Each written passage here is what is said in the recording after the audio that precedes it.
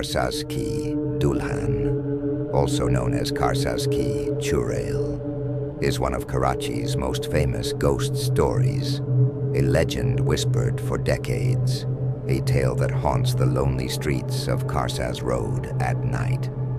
According to the legend, a tragic accident took place here in the 1970s. A newlywed couple never made it home. The bride, dressed in her white wedding gown, lost her life. But her spirit never left. Many claim to have seen her. Some say she appears standing by the roadside, her bridal dress flowing in the night breeze. Others have felt her presence sitting right behind them in their cars. Some drivers have reported feeling a cold breath on their necks as they drove down the road. Others have felt the sensation of someone sitting in the back seat of their car. And then there were those who had suffered physical damage. Their cars had been scratched and dented as if by invisible hands. Some even reported seeing the bride's ghostly figure reaching out to them through the windshield. This incident has been reported by several people, and this incident has most logical explanations, which however dates to the time when the road connecting Karsaz with Yauher was an under-construction patched road. The road has a graveyard on its way and has the all-famous Bahriya College. The exact name of the road is Dolmia Road. To be exact, it's a patch of road about 2.5 to 3 kilometers in length.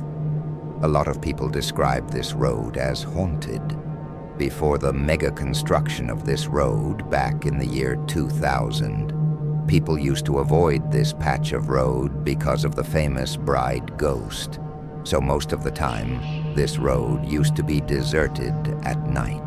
Nobody dared to travel from there alone. Abdul Rahman, a local resident of Gulshan-e-Jauher, tells one incident that happened to him.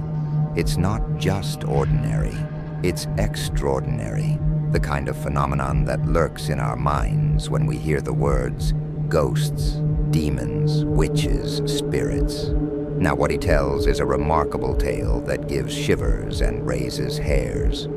Abdul Rahman, an employee at a local school in Clifton, worked late due to a function the next day. He got off and unlocked his Suzuki Meran. On the way, he filled up gas at a nearby gas station. While crossing Sindhi Muslim, he thought of buying dinner for his family, as shops there are open late at night. It was 1:20 a.m.